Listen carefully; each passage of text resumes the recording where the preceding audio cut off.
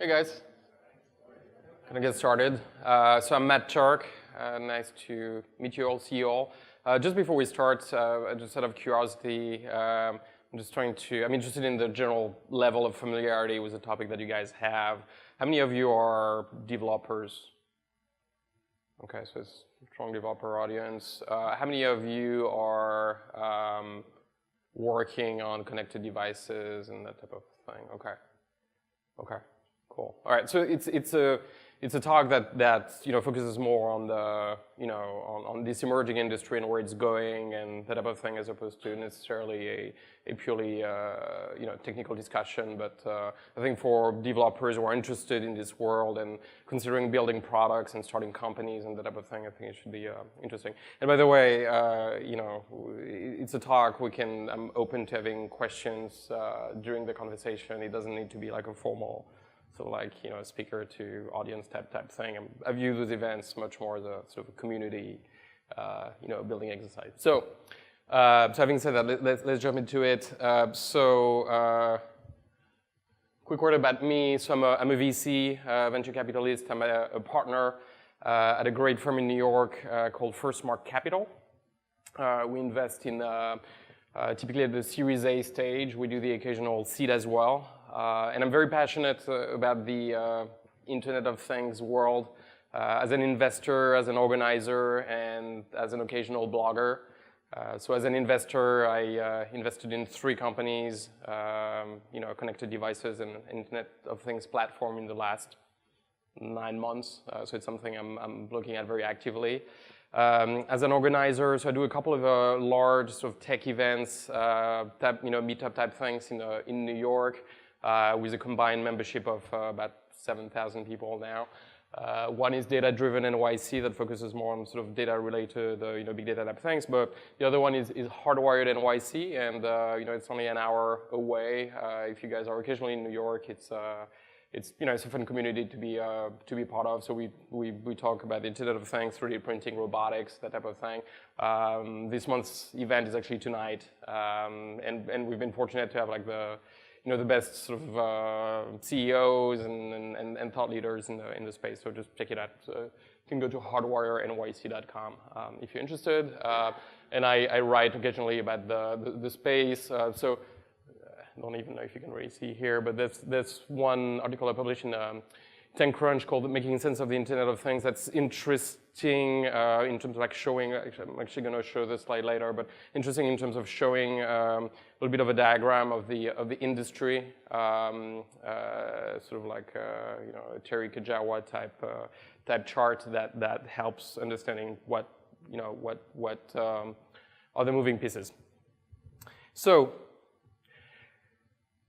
Our physical world is changing, or perhaps more specifically, the way that we interact with our physical world through technology is changing, and arguably at a faster pace than has ever been the case before.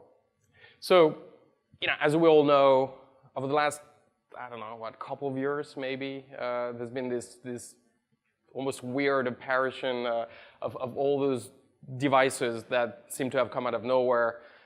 Whether they are connected locks like August here, or the connected camera, drop cam, obviously all the fitness bands, the connected scale, the wirethings connected scale, which even tweets out your weight if you're a fan of public shaming, and connected cars. So the perception, at least from my perspective, is that our world is rapidly evolving into this kind of like sci-fi movie type thing that we all grew up with. But growing up as a kid, a world with flying robots and that type of thing, that to me that felt like it was like 20 years away. And if you had asked me maybe 4 or 5 years ago if that world was still 20 years away, I would have said yes. But there is this very interesting inflection point in time now where all of this is becoming a reality very quickly. So drones happening right now, some FAA regulation issue. I think that's going to go away fairly quickly. Driverless cars, glass, robots, real robots that actually do what we all thought they would do. They're actually starting to do them. I don't know if you guys have seen this one specifically, Boston Dynamics. It's one of the maybe 9 or 10 now robotics companies that Google has acquired in the last 12 months. You should just check that out on YouTube. It's amazing and kind of freaky at the same time. It's like this little, this is supposed to be a dog, I guess technically the bottom half of a dog. But you'll see in the video like people are trying to sort of kick it and you know, make it fall, and it just doesn't fall because it has the ability to sort of recompute on the fly exactly what it needs to do to not fall and not, you know, trip on ice and that type of thing, which gives it a feeling of invisibility, which is you know, beautiful and scary at the same time. And all of this is only accelerating. So, you know, it's no longer just about, you know, fitness bands. This is an actual FDA-approved connected pill. It's developed by a company called Proteus. This is a pill, medicine that you ingest that talks to your cell phone and sends data about what's going on inside your body. This is a Google X project that is a glucose monitor. So it's a contact lens with a mini antenna that sends information about your, you know, what's going on in your eye and your glucose levels in real time. And then there's like the whole emerging world of, well, it started with, you know, mind-to-computer interaction. So you know, to me, like crazy stuff that you can control a computer with your mind. And there's companies like Interaxon and doing interesting things. But like this is taking it even further. This is that happened maybe 2 months ago, 3 months ago now, at a Harvard lab. And this is a guy controlling, well, in the very early stages of controlling the mind of a rat through connectivity, I mean, for lack of a better term. So, you know, all of this initially feels like science fiction, you know, toys, jokes, and it's, you know, it's easy to make fun of all of that. But as Clay Christensen said in the, you know, in the Innovator Dilemma, this type of disruptive technologies always starts as a toy, like, you know, sounding like a toy, like an inferior technology, things that will never work, things that's gimmicky, things that's a gadget. But of course, with the acquisition of Nest, things suddenly started getting serious, right? Suddenly there was a very sort of official demonstration that a very significant amount of value, at least to Google, was created. And so there's been, you know, other acquisitions since in the general sort of hardware space, from Oculus Rift to Basis to, you know, Google and Facebook competing on drones so that they can, you know, broadcast the internet to countries that do not have access. I mean, talk about crazy stuff like a drone that never lands. And all of this has resulted in quite a bit of a hype, right? So there's been a, as is pretty often the case, a little bit of a race between people to come up with like the biggest number, right? So, you know, the bottom line here is that people think of this as a multi-trillion-dollar market. So whether you think of, you know, it's Cisco's estimate or IDC's estimate or a bunch of other estimates, but there's a lot of excitement. But I think behind the excitement, I think there's something fairly profound that's happening here, which is that if you take a step back and you think about how the internet evolved, you could argue that the first phase of the internet was really connecting computers to the network. So it was basically the creation of the internet, or you know, internet 1.0 type ecosystem. And that's, you know, once you connected your computer to the network, there's so many cool things you can do. You can search, and there was Google. You can browse. You know, before that, was Yahoo. You can order cool stuff online, and that's Amazon. That was like, you know, this entire first wave and massive companies being built. Then there was the second wave of the internet, which is, hey, now that we all have our computers connected to the network, what happens if we connect to one another through the network? And that was, you know, so social networking, Friendster, MySpace, Facebook, you know, all the others. And there was also marketplaces. Let's lend money to one another. That's Lending Club, or let's connect drivers to people who need a car. That's Uber, and so on and so forth. Right? It's connecting people to people through the internet. Well, what's happening here is pretty much, I think, the third big wave, which is, hey, let's connect everything else and see what happens. So that's the reality behind all those terms, and some people call it the Internet of Things. Cisco calls it the Internet of Everything. People talk about connected devices. This, a term that's more pushed by GE. So all of this is, marketing, right? So GE pushes the industrial internet, and then there's the entire world of like machine to machine or M2M. And that is fundamentally a previous generation of technology, but there's this first wave of companies that have been doing this for at least 10 years, and they're all like, hey, no, we've been doing this. Okay, now it's cool, but we've been doing this for 10 years. And so, M2M, which is technically a subsection of all of this, is also a term that is experiencing a little bit of a resurgence. And it's one of those terms like big data. So big data was like the big term of like 2012, like Internet of Things, sort of the big term of like 2013, 2014. And like all those terms, it actually doesn't really work because it's actually not just about connecting things to the internet. It's connecting just about everything. So that's connecting dogs and babies and kids and livestock. So there's 3 or 4 companies building connected collars. This is the PhillyETE watch that enables you to always know where your kid is, so that if you lose your kid in a mall, you can geo-track him or her. And by the way, that's also a phone. This is Sproutling that enables you, that's the company in which we're an investor, that enables you to not only make sure that your baby is in, basically breathing, which is the number one fear of any new parent, but also gives you plenty of interesting insights about sleep patterns and that type of thing. So not just things, not just internet. So Internet of Things, not the internet. Wi-Fi is one example of connectivity, but most of the connectivity is actually done through MTM protocols. Zigbee, Z-Wave, Bluetooth, low energy should be on this as well, as it's become very quickly the sort of the de facto standard for connectivity. And perhaps most importantly, the problem with the term things is that it sounds like it's sort of a gadgety CSE type thing.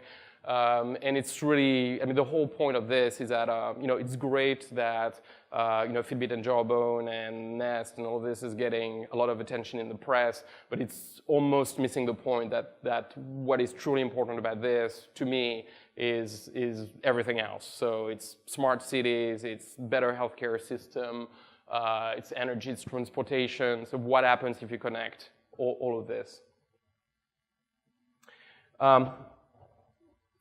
And I think beyond the discussion on the term itself, I think it's important to understand what all of this is really about and what is actually happening here. So the fundamental concept, I think, is that everything becomes data. So the second you put a sensor on a thing or a person or anything, you're taking that physical object and you're basically creating a digital representation of that thing or person, and you're turning them into data. And that basically means that suddenly everything becomes quantifiable.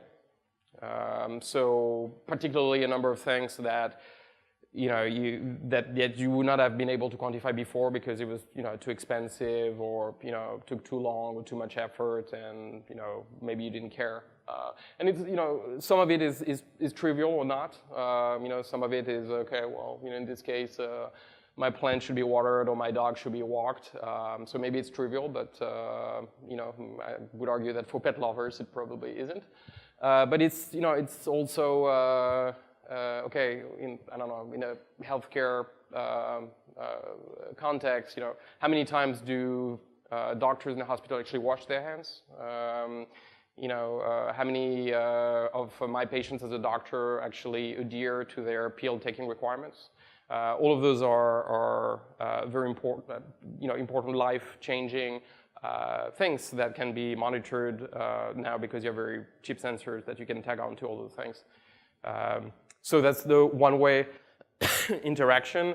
But of course, once you send all that data out to the cloud, the beauty is that you can then have actions and insights processed at the cloud level and spitting back instructions. So the whole world becomes programmable, right? So again, to use a sort of semi-simplified example, that's the like home automation thing where my gate senses that my car walks through gets to the driveway and therefore play my favorite music type thing. So it's a very simplified example, but it's that general concept that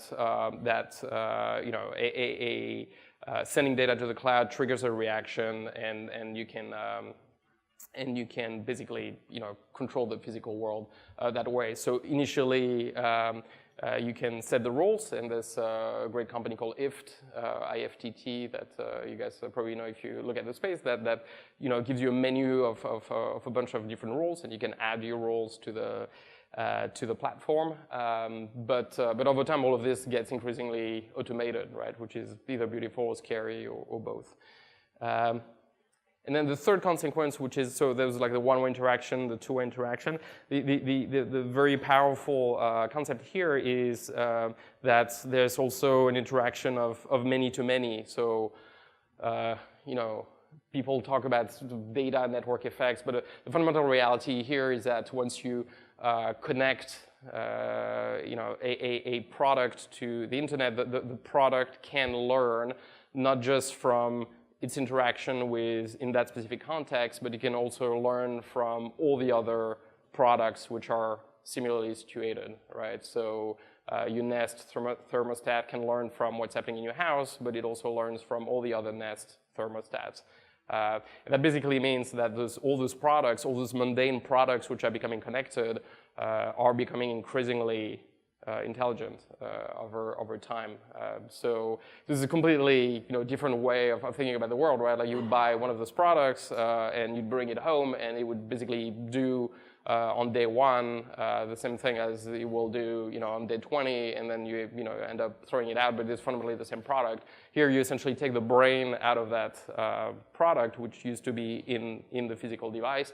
You push it to the cloud, and you have now a brain that keeps learning across the network, and it keeps becoming better and better. So it just completely changes the whole reality of, or almost definition of what a product is, and a product being, again, a thermostat, but a machine, a plane, or any of those things. All industries are impacted. Again, it's not just about the gadgets. Pick any of those. If you think about insurance, the reality now, or the concept that you can tell an insurance company, I'm a good driver, or I'm a healthy person. That's gonna go away. I mean, there's obviously a whole privacy discussion, but your car now knows how great a driver you are. It senses it, it learns from it. It's gonna send that data out. Whether that data will be made available or not to insurance companies, I think is a matter of time rather than a real question. Your Fitbit will know, or whatever the product ends up being, will know how healthy a person you really are. So that completely changes the business model. So, Progressive has been doing this with a bulky box, like a sort of telematics box, but now this is available to everybody else. So the concept that, people will get essentially the same insurance product or broad categories of insurance product is going away. That assures an era of mass personalization of all these products based on the fact that everything becomes quantifiable. It also means that every company becomes a software company. So at CES this year, I don't know if any of you guys were there, but it was interesting. Like you had a bunch of companies that basically had no business being at CES or up until recently, so like Pizza Hut. But in a world again where everything becomes quantifiable, trackable, like all those companies are becoming data companies, and those guys understand it, and that's only accelerating. So it's in the software, it's the world type paradigm. I think this is the final step or final nail in the coffin. So why is this all happening? It's here as well, this very interesting moment in time when there seems to be almost a perfect storm of trends colliding to enable this, which is why this is happening so quickly. So one of the key reasons is the phone. So the phone has become the remote control for the Internet of Things in the home. So the cliche here is that we all carry, this crazy computer in our pockets. I mean, it's exactly that. So with that, you can control your home. You can, send data, exchange data. So that's one key reason. Enabling technologies have had their own separate evolution. But again, the whole concept here is that you take dumb objects and you extract the intelligence and you push it to the cloud. So it so happens that cloud computing has had its evolution. Big data is absolutely essential here because you are computing massive amounts of information. You're going to need to do this increasingly in real time. And it so happens that separately from all of this, big data tools have emerged, and they're open source to some extent, and enable this massive computation that's going to be required to truly realize the promise of this. Open hardware, so open source software at its moment. Open hardware has been accelerating as well. Arduino is an example here, but not entirely comparable, but fundamentally the same general concept that if you're a tinkerer, you can now use building blocks for very little money and build prototypes much faster than you would have been before. So it basically completely opened up the field of innovation to a bunch of people that were not in large companies. Crowdfunding has had an immense impact here because people like me, VCs, just didn't fund hardware, right? So maybe 20 years ago, and then everybody got burned. So then nobody wanted to do hardware again, and the resurgence of hardware is largely driven by the fact that crowdfunding campaigns enabled to demonstrate that there was demand for those products, and also provided money so that those guys could start building those products. So if you think some of the most successful companies in that space were crowdfunded, so Oculus Rift was crowdfunded, SmartThings was crowdfunded, and it's a system that's really starting to work out very nicely, where the initial money comes from crowdfunding platforms, and then VCs now feel increasingly comfortable investing in companies that have demonstrated some kind of traction on crowdfunding platforms. 3D has been super important as well because it enables you to rapidly prototype. And of course, there's a whole world of connected 3D products that will appear. So that's again to the theme of mass customization. That's where this is all going, I think. And so all of this has resulted in an explosion of activity in the space. So this is a chart I was alluding to at the beginning of this presentation that I did mostly for my benefit, to sort of understand what how this whole how this was evolving. So obviously I'm not going to talk about this, and it's presumably completely impossible to see past the second row. But the key message here is that this was last year, and it's probably doubled since. So lots of great things to do. But one very important reality of this industry to understand for entrepreneurs and people who want to build products in the space is that unlike software, broad generalization, but unlike software to a large extent, the large companies have been active in the space for a while and have been fairly innovative. And I don't think they always get a lot of credit for it. But if you think of the Philips Hue, the connected bulb, to Honeywell, GE, Qualcomm through Alljoin.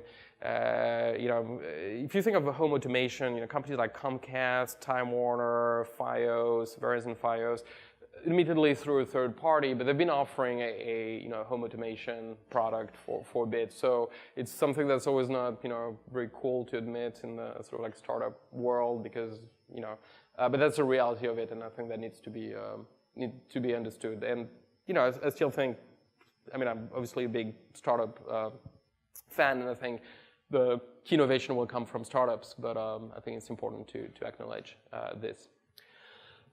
So for the last part of this discussion, I thought it might be interesting to maybe cover some, quickly some segments and share my thoughts. So home automation is one of the probably two areas that has gotten the most buzz. So people really tend to think about the Internet of Things as almost like a home automation. To me, it's super interesting. But probably a little bit ahead of itself. I personally think that a lot of this is sort of first world problems. I think it's kind of cool, but I don't know if there's a huge desire around the world to have your home completely automated. I think over time it's going to become a de facto reality. So when you move into a new home, you will have home automation. So I think it's a great market. I just don't think it's a completely immediate market in the way that a lot of people seem to think it is. But it's also a market that has gotten a lot of great, interesting activity and innovation. So everybody wants to control the home, right? All those companies, small companies, startups, large companies, everybody wants to control the home. It's all about getting to be the central hub. Different strategies to get there. You see vertical strategies, so that's Nest. So Nest started with one product, then launched a second product, and now they're trying to connect the two products, and then we'll add more products, and before you know it, Nest will have become the platform in the home.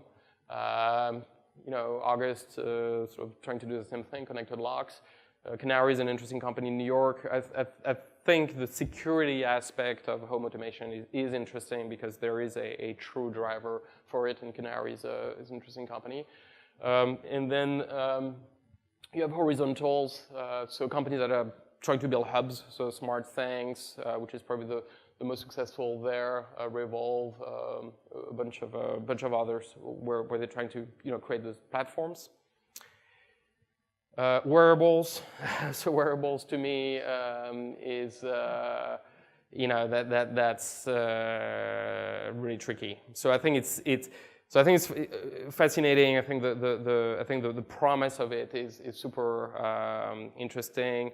However, I think it's already a very crowded market. So the sort of the impression I got, at CES in particular, was that there were more wristband vendors than there were human wrists in the environment. There was just so many of them, and this the ones you can think of, and then all the ones that come from China, which are exactly the same, and there's like dozens and dozens of those.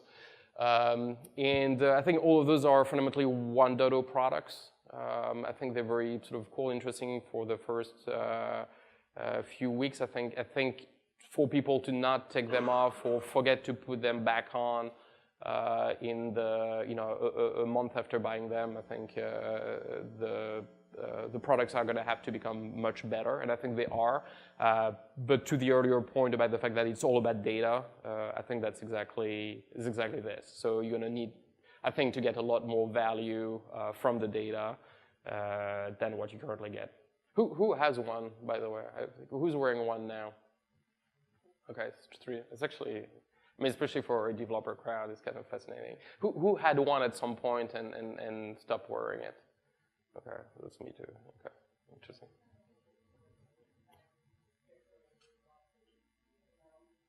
Yeah. industrial internet to me, again, is I think where a lot of the core value is going to be created here. So it's a whole different topic, but that's what's happening there is super interesting. I mean, it's an evolution across the board from supply chain to machinery. The company I mentioned here, Sight Machine, is a company that uses computer vision on factory floors to eliminate defaults. So there's an immediate sort of value creation here. But everything is changing, right? Business models are changing, for example. So Rolls-Royce used to sell jet engines to airlines. Now it's evolving to renting them because now there are sensors on the jet engines that enable to send back to Rolls-Royce the actual consumption or usage pattern of those jet engines. So why would you sell them when you can just establish how much an airline actually uses the engine, and by the way, learn as well when it needs to be serviced and be proactive and all the things. So it's just changing profoundly. Industries.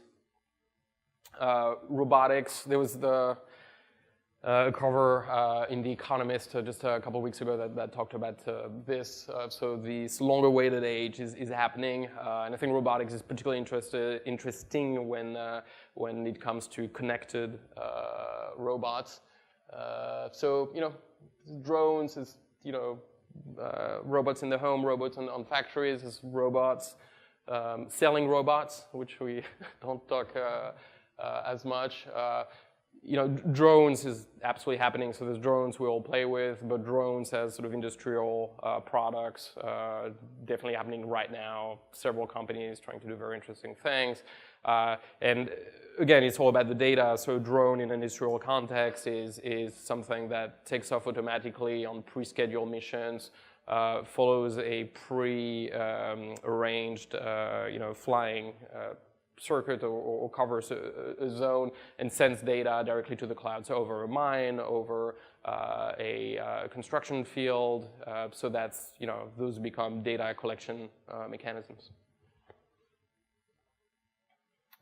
There's an entire developer ecosystem that's being built. Which I think is a great area for entrepreneurs and developers, sort of all over the place. But the general idea is to enable connectivity and general concept of providing the sort of the AWS for the hardware world. Or the Heroku, or use whatever analogy at whatever level you'd like. But there is something there very interesting to build. And also at a sort of casual level, it makes the experience with tinkering all of this incredibly easier and more fun. I think security is going to be a super interesting area for the Internet of Things. So everything I said before, right? So everything becomes quantifiable, and then you can sort of control programmatically the real world. That obviously also means that you open a huge potential risk, security risk here. And this is, do you guys know this, Shodan? So it's sort of the Google for connected devices. So it's shodanhq.com. So you can find any connected device on this. So it's, again, I mean, potentially just completely scary. And I think there's going to be a great opportunities around infrastructure as well. So not as press-worthy as a Fitbit, not to pick on them, but essential. So right now the Internet of Things is fundamentally more the Internet of my living room, right? It's my fridge talking to whatever, but it's very sort of near zones. And I think for the promise of the Internet of Things to be truly realized, there needs to be ubiquitous connectivity. So there are companies starting to think about M2M, ubiquitous M2M networks. Cell phone carriers may or may not be completely appropriate to do that. There's a company in Europe called Sigfox that's trying to build its own network. There are some efforts here. We're investing in a company called Helium that's trying to do that, still in stealth mode largely, but not for very long. So in terms of what happens next, So I think plenty of good things. I think there's going to be more excitement, more great products, more acquisitions, all the things. I think there's going to be some stuff that's going to be not so good. I think there's going to be products that are never going to make it to market, or make it to market very, very late, especially crowdfunded products. So it almost happened with the Pebble watch. It was very close, but they were eventually able to deliver very well. But it's a bunch of products. When you follow the space closely, there's a shipping date, and then actually that doesn't quite happen, and then then the next shipping date, and that kind of doesn't happen either. And hardware is hard. It's hard to build these products, and so I hope for this space that people actually do ship. But I think there's going to be some interesting stories there. But eventually, for the reasons I discussed earlier, I think it's a absolutely fantastic space to be involved in, learn about, focus on. I think there's going to be years of massive wave of innovation and value creation. And I think in 10 years, it's one of those things where you have first ubiquity and then invisibility. So in 10 years, nobody's going to talk about the Internet of Things, right? I mean, there'll be a quaint term because everything will be connected. Why would you not connect everything if it's cheap, if it's reliable, if it's easy, if there are tons of great developers who have that skill set. So I think it's just in case it's not obvious enough that I'm excited about this, I think it's a great area for entrepreneurs. It's a great area for large companies as well to innovate and rethink their products.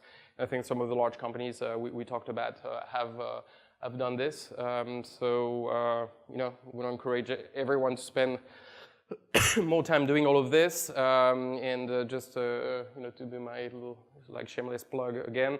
So I run this meetup for the people that walked in before after the beginning of this presentation. It's in New York. It's every month. It's a lot of fun. It's obviously free.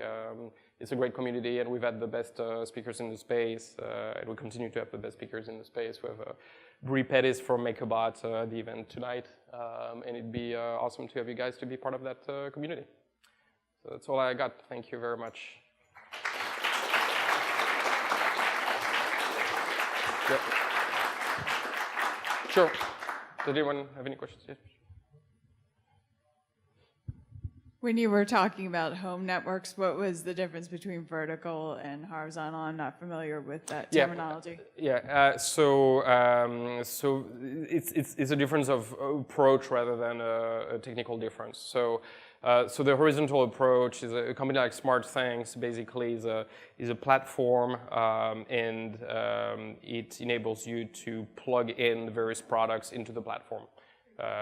Whereas Nest, for example, is a product. It's not a platform, but they are evolving towards becoming a platform by linking the various products. So it's the platform versus point solution type approach.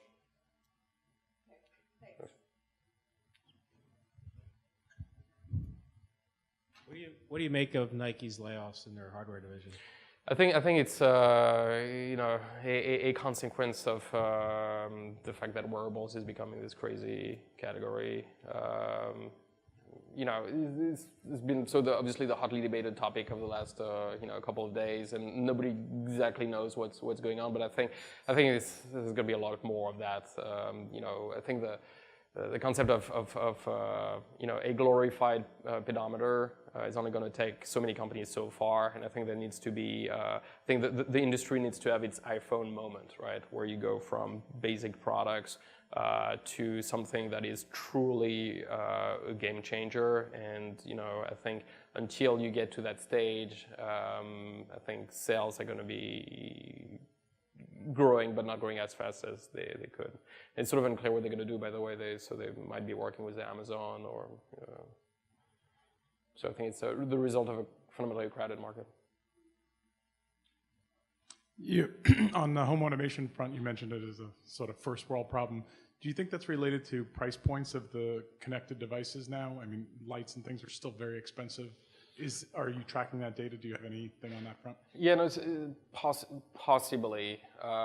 So I think what happens is so price is an aspect. I think ease of use is an issue as well. So I think what's happening right now is that you have a core group in the US and internationally of tinkerers who like doing the things as a hobby. I think those people are still largely excited about doing it themselves using their Raspberry Pi, their Arduino, whatever, and I'm not going to be as excited by a very commercial solution, the sort of out of the box type thing. And I think on the other end of the spectrum, the average consumer is going to be turned off by the complexity of setting that up. And versus the benefit that they're actually going to get. So I think the space is sort of, it's a temporary thing, right? I think that's going to evolve, but I think the space of all those home automation solutions, those hubs, is sort of squeezed in between those two, like the hardcore tinkerers and the broader public. We're not yet converged on those, or when do you think they would come together?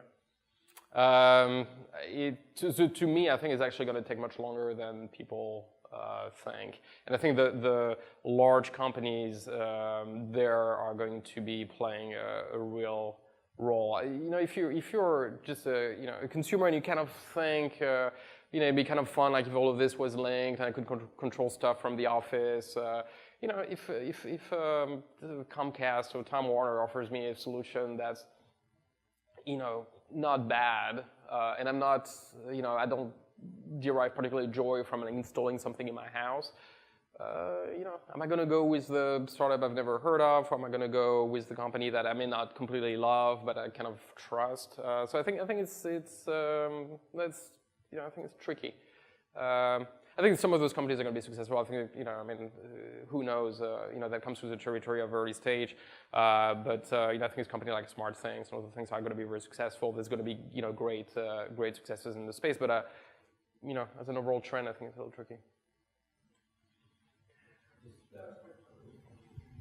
Just to follow up on your initial comment in response, you said we're waiting for an iPhone moment. It seemed to me that design was a very large part of that. Yep. Because if you had tried to buy an iPhone before it came out, you couldn't have gotten it, and if you had gotten it, it would have been ridiculously expensive. Yep.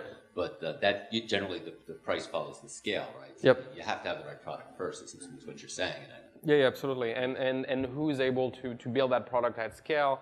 Is that a startup, that's super well funded, or is that a very large company that can afford having a loss leader product for a while? Is open to debate. Yeah.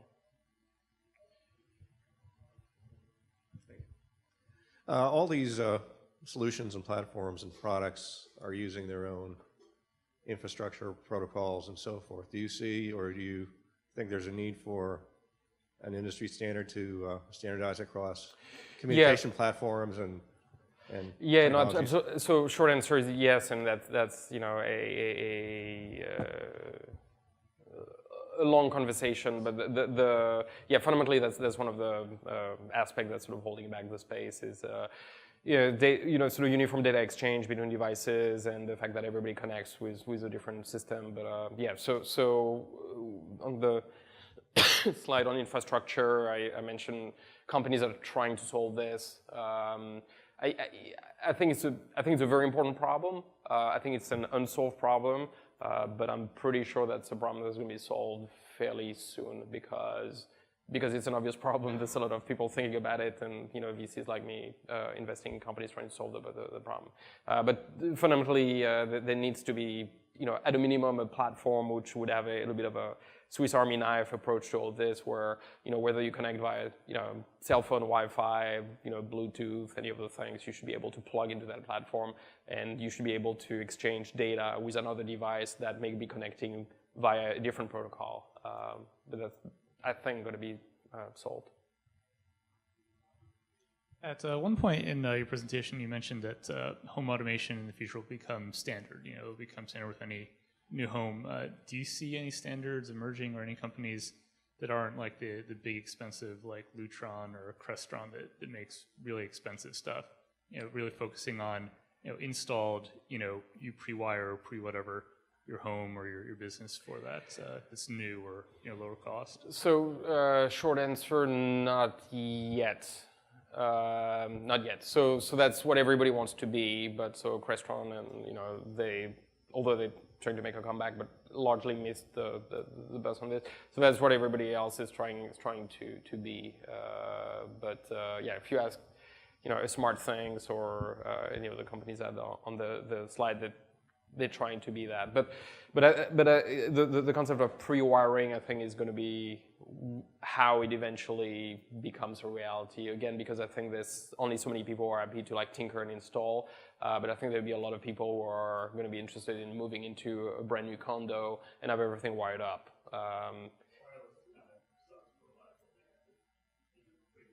Yes. Yeah.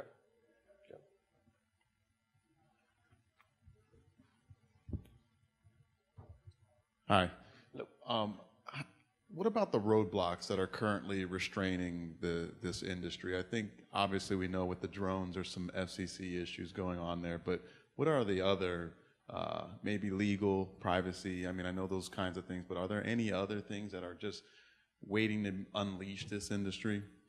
Yeah, so there's technical reasons, so there's legal reasons, technical reasons, and I think market reasons. So technical reasons, we started talking about some of those. Connectivity and data exchange, that's not a solved problem as of now. Legal reasons, there are some, so for drones, the FAA and other things. But I think fundamentally, there's always a fine, like a little bit of a dance between the products and the market. I think a lot of this is a little bit ahead of its time. I think, as sort of discussed earlier, I think sort of home automation only has so much demand. I think in the industrial internet, I think a lot of people are very intrigued, but that needs to be built into processes.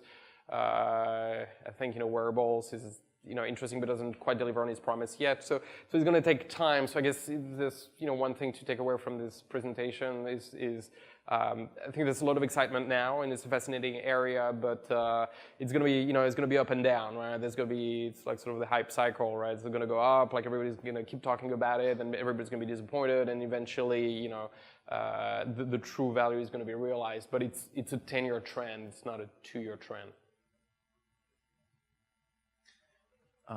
Do you see any military or law enforcement applications of this technology? Yes. So military, obviously in the drone world has been leading the world. In terms of law enforcement, both for serious stuff, but also like petty crime. We're going we evolving rapidly towards a world where yes. I'm glad somebody noticed. As an aside on this, so the company I mentioned earlier that's building Internet of Things infrastructure that we invested in, which is now called Helium. For the longest time, the code name for it, and they were fairly serious about turning this into the actual company name, was Skynet. I said, ooh, so Helium is a little. Okay, well, that's, if you think of what a smart city is going to look like and how everything is going to be connected, in terms of law enforcement, you can absolutely imagine, a speeding ticket, being immediately debited from your account, right? So the technology senses that your car goes over the limit at a certain point in time, and because it's connected to, everything, including your bank account, you could be immediately fined. So this concept of automated law enforcement, and it's a whole, almost like a whole separate debate, but in general, I think automated law enforcement is something that's going to happen. If you think about, financial markets, I think the era where you have super smart quants in banks using algorithm to trade, and a law enforcement on the other side that's not so well paid SEC officials trying to catch those guys. I think that's going to disappear, and I think law enforcement in general is going to get automated. So through the Internet of Things in the context of smart cities, but also in all sorts of different areas. It's almost a separate discussion, but I think it's a fascinating area. Do you think there's any opportunities for people who don't want to participate in this kind of thing, where basically, create something to not participate? The machines are rising, they don't care how you feel. So yes is a short answer, and so I hate to sound like I'm sort of pimping our investments here, but we have a company called we have partnered with a company called Disconnect out in California. I think there's like an entire trend around tools that are going to enable you to disconnect, to protect your privacy, to be not tracked, and I think it's a fundamental debate, and I think that's our role, all of us, to think about this and how we preserve our freedom as citizens, right? Because there's a real threat. I mean, technology is moving a lot faster than it has, I think, and in much faster than policy and government regulation. So I think without sounding too grandiose about it, but I think that's our role to think about this. Yes. Hi. In terms of the quantified self, and there seem to be a lot of ways to capture data, like sleep, exercise, and everything. But who do you think is really looking forward the best, and how to make that useful to the user so they make better decisions about their health or just lead better lives? Yeah, so I think it's all about the data, as per the earlier discussion, and I think I think you need a lot more data than we currently have, and I think you need that data to put in context a lot more than we have. So now with the Jawbone up, what you get is largely number of steps and sleep, and sleep in a generally reliable way, but. So I think where it becomes interesting is when everything is connected, right? So when it's connected to when the data you have goes to your doctor or an automated doctor that can make personalized recommendations to you based on real-time action. When it monitors your food, when it tells you when health and diet and exercise and lifestyle, all of this gets built. And without getting too fancy, then that becomes the system knows what you ate this morning, and you chose to be on this kind of specific diet, and your doctor and your peers encourage you to follow that diet, and your system recommends the closest place nearby where you may want to choose this specific meal, which has that many calories that correspond to your diet plan. And then suggest that you should go to sleep at a certain time, and you can decide whether or not to do it or not do it, and that again gets linked to your doctor, to your EMR, to your insurance, to all the things. So I think that's where it's all heading, but we're very far from that. And to the privacy debate, you have to have amazing trust in the system, and in the fact that all the companies building those blocks that are going to be talking to one another are not going to be, using your data for wrongful reasons. One more? Yep. We didn't have a question about it. Okay. Just to follow on what you've just said there with an answer, take the example of nowadays, you have implantable chips with dogs, RFID chips to track dogs and animals and stuff get lost, and there's some medical implants that monitor things as well. So at some point, the evolution seems to be that the benefits are going to outweigh the disadvantages of getting the implant, either for insurance reasons, or because of health costs, or some reason. So at some point, the evolution says that those implantables are probably going to be required. And because you're connected to everything, and you alluded to your doctor getting it, your insurance people getting it, and everybody else you may not want to gets that information. Yep. Right, in order to track you or to get you to do something that you aren't supposed, to monitor your health or whatever. Yep. So there's not only a big privacy concern, there's a security concern to the individual. Yep. Right. So it's yeah, I completely agree. I mean, it's the fundamental debate of our times. I mean, I think that's all of this is happening. So when it becomes mandatory, I think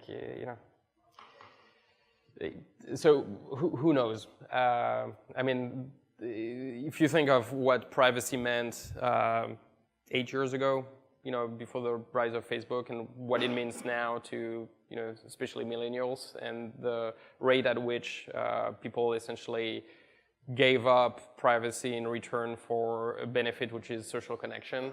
If I had to guess, I think people will be willing to make the same trade-off in the context of, connected devices and the real world.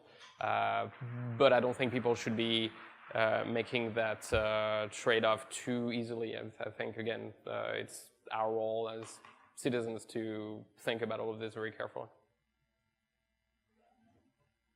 Cool.